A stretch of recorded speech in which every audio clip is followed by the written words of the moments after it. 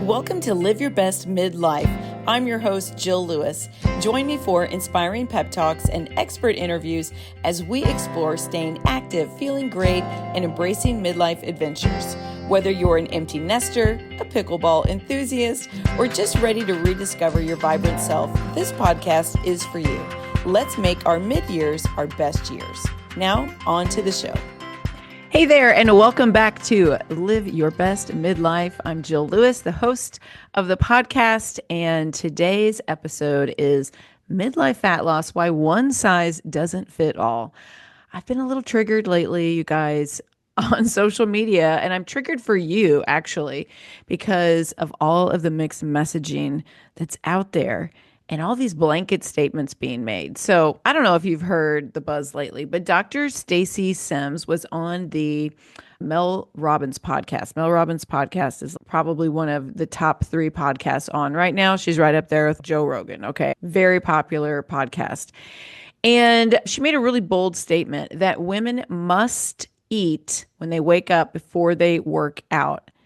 And then just like that, like social media has exploded. I've heard from a lot of my clients too, and it made me think, all right, I need to really address this. You've got people saying, yes, this is the truth for all midlife women. And then you have others scrambling to change their morning routine overnight or feeling completely confused because fasted workouts were working for them. And here's the deal. I like Dr. Stacy Sims and the work that she is doing for women's health. But I also want to remind you that there are no blanket statements that apply to every woman all the time. So for that reason, today's episode, we are going to dig into the noise. We're going to dig into the pressure, the conflicting advice, and I want to help you filter out the fear, and I want you to focus on what actually matters. And that is building a healthy lifestyle that works for you. Okay. So if you've ever wondered, should I be doing HIIT? Can I work out fasted? Do I have to eat every 3 hours? This one is for you. Okay. Let's clear up the confusion and take your power back. All right. Let's talk about the chaos that is midlife wellness advice on social media. Frankly, there's too many shoulds. You should do this. You should do that. You should do this. If you scroll for 5 minutes, you are hit with a barrage of truths like never do fasted workouts. It will wreck your hormones. Or HIIT is too stressful for women in perimenopause. Or walking is the only workout you should be doing. Or you might hear, don't overdo cardio, just lift heavy. If you're not tracking your macros, you're wasting your time. Carbs after 3 p.m., forget about it. And all of it is said with such confidence. Am I right? And so these short form videos, the reels, the TikToks, the carousels with the bold font, it all sounds so convincing. Oh my gosh, shoot, I'm doing it wrong. One day you're told to stop intermittent fasting, and the next day someone says it's the only way to lose belly fat. One woman says you've got to eat 6 times in a day. Another one says to only eat twice a day. Here's the kicker. Everybody is contradicting everyone else, right? But because these are all coming from, quote, experts or women who look a certain way, we assume it must be right. And if it's right for them, then it must be wrong for us. And that's when the panic sits in. And that's when you start questioning everything. Wait, should I stop my morning run? Or am I tanking my hormones by doing a high intensity interval training workout? Or is my fat loss stalled because I had an apple after dinner? It's overwhelming, it's confusing, and frankly, it's so exhausting. And I want you to hear me say this loud and clear. You are not broken. You're just trying to make sense of advice that was never personalized for you in the first place, okay? So it's not that all of those statements are all wrong. Some may have some truth in them, but they're being shouted into the void without any nuance. No consideration for your health history, your activity level, your stress level, how much sleep you are getting, your hormones, your lifestyle preferences, and what stage of life that you're in. And it's definitely not your reality. Okay. So like maybe you need to do a quick workout fasted at 6 a.m. because that's what fits in your schedule. And that doesn't mean that you are failing your metabolism. My motto is this: take the advice, but you got to run it through your own filter. Okay, I'm going to say that again. Take the advice, but run it through your own filter. Okay, all those things that I just mentioned. If it feels like fear or guilt or shame on the internet, online, these social media influencers or health experts, if it feels like fear, shame, or guilt, it probably does not belong in your wellness routine. All right. Let's talk about bioindividuality because bioindividuality is the real secret sauce. You are not a copy and paste plan. One of the biggest truths that we overlook in midlife is actually bioindividuality. It's a fancy word, it's a big word, but all it really means is this: you are unique, and your plan should be too. I work with women every single day, and let me tell you, no two of them are doing the exact same thing. And that's not only okay, it's actually ideal. I coach a program the faster way, as I'm sure many of you listening already know that. And in the first 6 weeks, yes, a lot of the women, I teach them all the same strategies.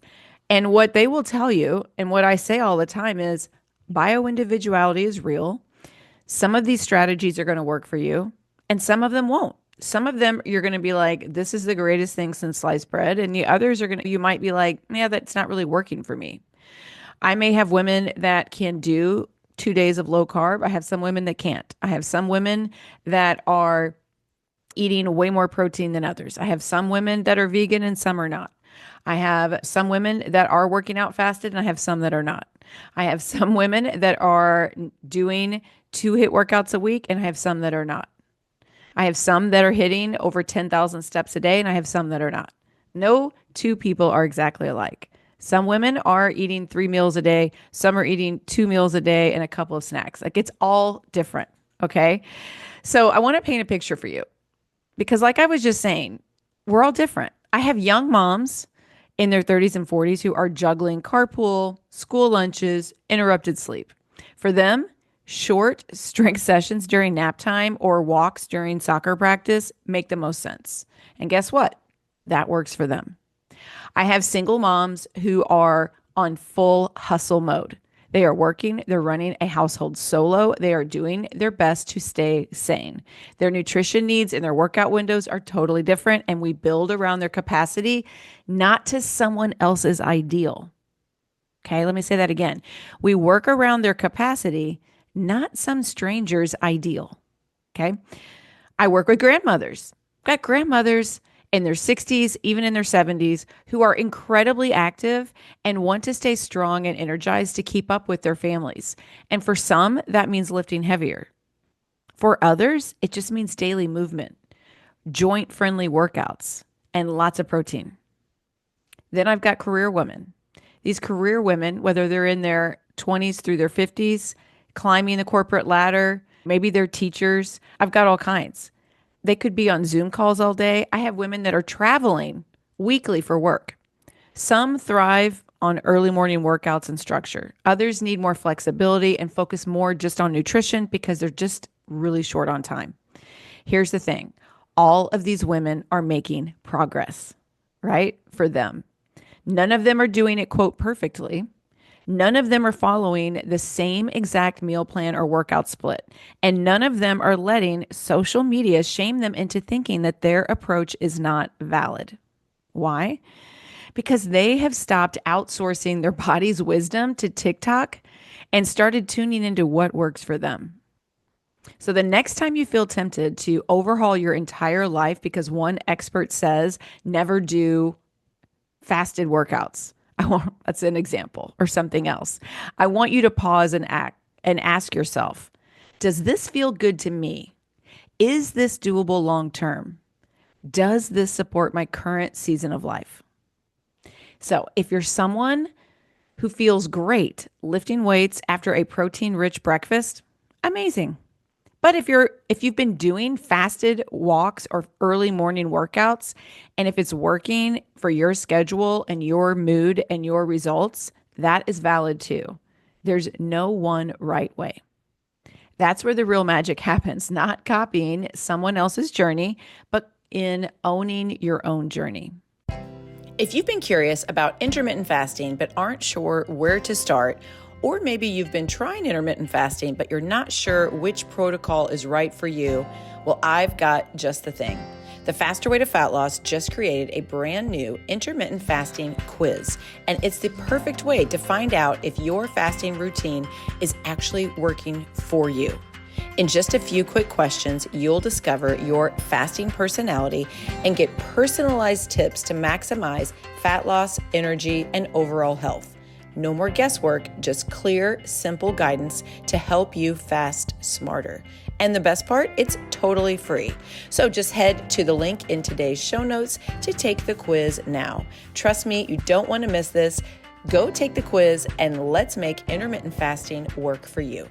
Let's talk about how these fear tactics, the one that really gets me is the HIIT will wreck your hormones. Okay, let's talk about the fear tactics that are created or what they create, which is guilt, confusion, and inaction, which is what really bothers me the most. The messages out there, they often sell fear and not solutions. Okay, so what happens is when people make a really strong statement on social media and it brings out an emotion in you like confusion, like fear, like guilt, those are the Instagram posts that go most viral. They create emotions in us, and oftentimes it's the negative emotions.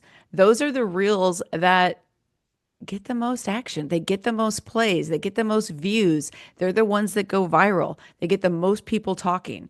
And the more that, we're talking about it and the better these things do, and that's what the algorithm is going to be spitting out to you. So these messages are selling fear, not solutions. And so the goal is to not fear your body. It is to understand it. All right. So just keep in mind that when an influencer or a health expert or someone says a really strong statement, like what Dr. Stacey Sims said on the Mel Robbins podcast, that all women must eat before they work out she was talking about in the morning, especially, that might work for her. And it might work for women that she works with. But have you ever seen Dr. Stacey Sims? That woman is yoked. Like, she has more muscle than most 25-year-old males. She is absolutely ripped. She's got so much muscle on her body. It's crazy. In fact, she's got so much muscle on her body that I have to say, like, I personally, that's not the type of muscle that I'm looking for on my body. I'm not looking to get to that size. And it's incredible for her. And so there's no shame in her game, obviously. Like, she's very proud of the muscle that she's put on her body. But like, her aesthetic goals are not my aesthetic goals. And I doubt they are, like, for you that are listening. I'm almost positive those are not yours either. And so maybe for her to sustain that amount of muscle, she probably does have to eat protein before she works out in the morning. For me, I've been working out fasted for over 6 years. I feel pretty good about the amount of muscle on my body. I definitely haven't lost any muscle on my body. My hair's not falling out. My cortisol levels, I get those checked annually. My cortisol levels are good. So you just can't really make that kind of a blanket statement and make women just start questioning everything. It's so annoying to me if you can't tell. So I want to talk about what actually works for most, okay, most, asterisk, most midlife women. These are my 4 non-negotiables. Now, I know you're probably thinking, okay, Jill, I get it. There's no one size fits all, but what can I focus on that actually works? And these are what I call the majors. Okay. When you talk about the working out fasted or not fasted, I don't think that is focusing on the majors. I think that's focusing on the minors. Do you know what I mean? So let's not focus on the minors. Let's nail down the majors first. And then you can start to get a little more nuanced and think about the smaller details, like whether you're working out fasted or not. So these are the habits. These next four are the habits that I coach on, that I live by, that I return to again and again, not because they're trendy, not because they're make me go viral on social media, but because they're sustainable and they're rooted in physiology. Okay? Number one, eat enough protein. Protein is queen, especially in midlife. As estrogen dips, we become more prone to muscle loss, fatigue, and stubborn fat gain. And getting enough protein helps you build muscle, helps you maintain lean muscle, keeps you full longer, stabilizes your blood sugar, it boosts your metabolism. Those things right there, you're like, yes, sign me up.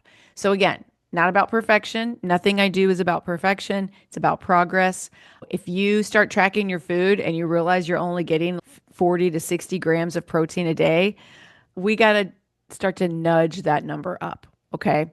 I make protein the anchor of every meal that I have. I don't eat a meal if it's not anchored in protein. I'm just not going to do it. Now, occasionally on vacation, sure, I might have some pizza or something, but like I anchor all of my meals, 99% of my meals with protein. That means I've got a piece of protein on my plate first before I think about whatever else is going on the plate. Okay. So, number two, strength training consistently.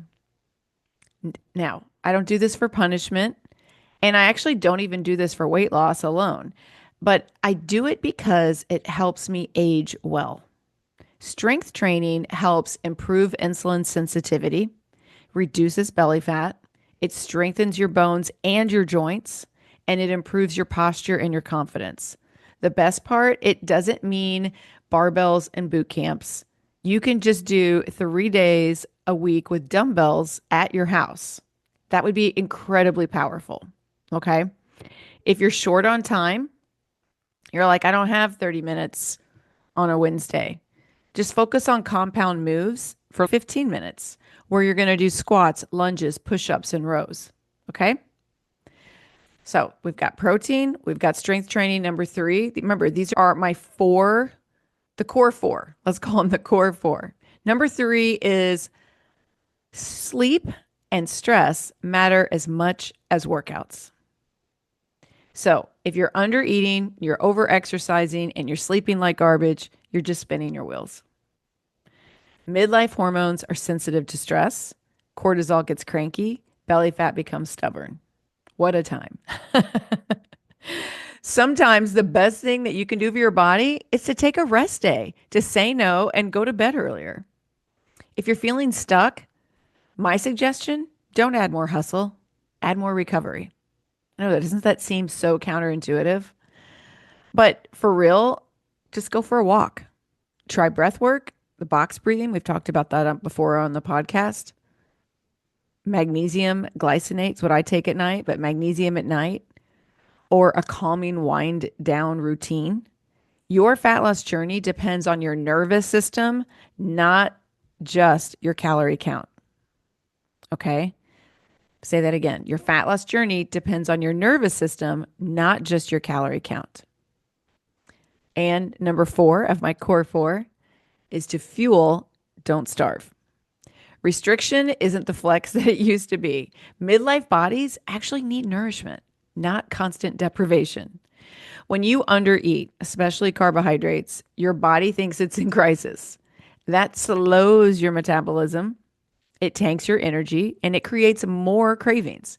So instead of chasing the smallest number of calories, ask yourself, how can I fuel myself to show up strong today?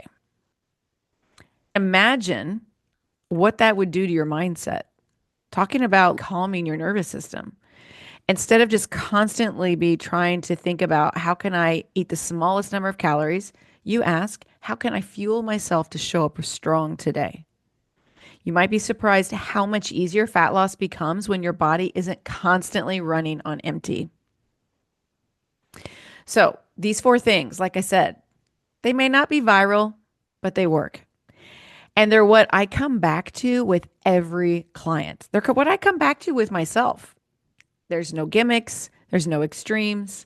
It's just sustainable, smart, hormone honoring habits that help you look and feel amazing in your second act of life. If you're feeling overwhelmed, If you're feeling confused by all the noise on social media, you are not alone. It's not your fault that every should and must makes it seem like there's a perfect formula that you are missing. The truth is, there's no perfect formula. Okay? There's only one that works for you. And that starts by tuning into your body, taking small intentional steps, and creating a routine that honors your bioindividuality. So, here's your invitation. Start small. Maybe it's adding a little more protein today. Or maybe you prioritize getting an extra hour of sleep this week. Or maybe it's just giving yourself permission to ditch the restrictive rules and lean into what really feels right for your body. Let your results, let your energy and your mood be your guide, not some quote expert or health expert on Instagram. Now, if you're still feeling a bit lost, maybe you want a guide who can help you craft your own roadmap to feeling strong, healthy, and energized in midlife. Obviously, I would love to help you. My Faster Way to Fat Loss program is exactly that. It's a customizable, sustainable plan that meets you where you're at. It's not about just following someone else's journey. It's about creating your own plan. From workouts that match your schedule to nutrition that fuels you, not restricts you. It's designed to work with your life, not against it. So if you're ready to take that next step, I want you to head to the link in today's show notes, or you can send me a message to my inbox on Instagram to join my upcoming round of the Faster Way. Let's craft a plan that works for you, not someone you saw in a reel or in a TikTok. And remember, you've got this. Your journey doesn't have to be perfect. It's just the journey needs to be your journey. Thank you so much for listening. I hope this was helpful, and I'll see you next time on Live Your Best Midlife. Thank you so much for tuning in to Live Your Best Midlife. If you enjoyed today's episode, please hit that follow button. And if you want to help more people discover my podcast, I'd be so grateful if you could take a moment to leave a rating and a review. Your feedback not only brightens my day, but it helps others to find my show. And if you're craving some more behind the scenes action, follow me on TikTok at Jill Lewis Living or on Instagram at Jill B. Lewis.